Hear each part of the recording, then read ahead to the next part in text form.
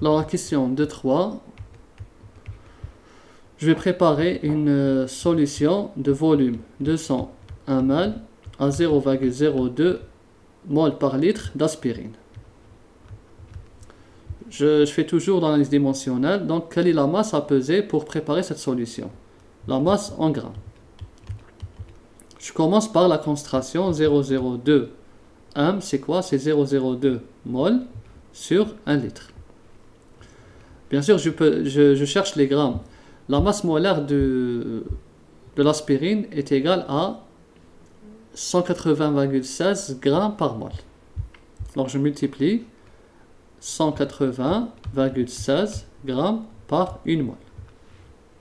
Là, j'ai supprimé la mol.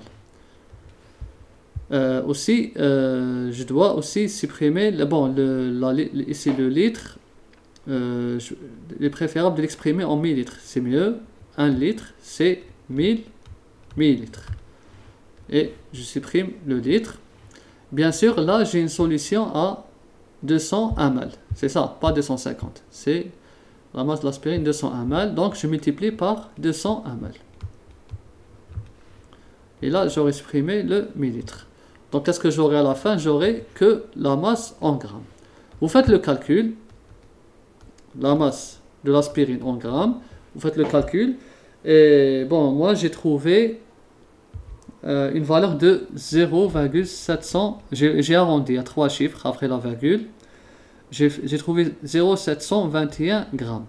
Bon, je peux l'écrire aussi en milligrammes. C'est mieux aussi. C'est 721 milligrammes. Voilà la valeur. Voilà la masse de l'aspirine à peser pour préparer une solution à 0,02 m. Une solution de 200 ml à 0,02 m. La question 2.4, qu'est-ce qu'il demande? La masse en milligrammes de caféine à peser pour préparer toujours 0,2 litres d'une solution de 170 ppm. Là, c'est la caféine de 4. Donc, je vais préparer une solution de 0,2 litres à 170 ppm. C'est 170 ppm. Donc la masse à peser. Là, c'est en milligrammes. On fait la même chose, 170 ppm. Je vais l'exprimer autrement. Comment? 170 grammes dans 1 million de grammes de solution. Voilà. Ensuite, je vais... bon, là, je vais le... Il ne faut pas oublier que le gramme ici, c'est celui de la solution. Et là, c'est le gramme ici, c'est le soluté. Je multiplie par la masse molaire, mais c'est l'inverse. Je vais faire plutôt... Bon, ici, la masse molaire, on n'aura pas besoin. D'accord? Parce qu'on nous a donné des ppm. C'est différent par rapport à la concentration.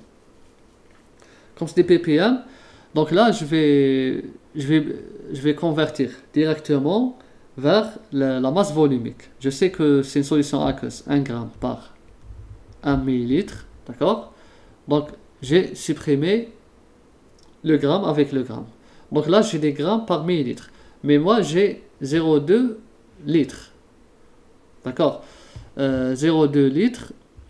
Donc là, je multiplie par 0,2 litres. Et bien sûr, 1 litre, c'est égal à combien? C'est égal à 10 puissance 3 millilitres. Donc, je vais faire ça. Vous faites le calcul, tel qu'il est comme ça. Vous faites directement le calcul. Et vous allez trouver une valeur de 34 mg. D'accord? 34 mg. Donc là, 170 fois 0,2. Bon, on peut le faire rapidement comme ça. 10 puissance 6 avec 3, donc ça donne 1000. 170, 17 fois 2, ça fait 34. Et vous aurez à la fin 10 fois... Donc ça va être fois 100. D'accord? Ça va être fois 100, puisque en bas c'était 10 puissance moins 2. Donc ça va être fois 34. La voici.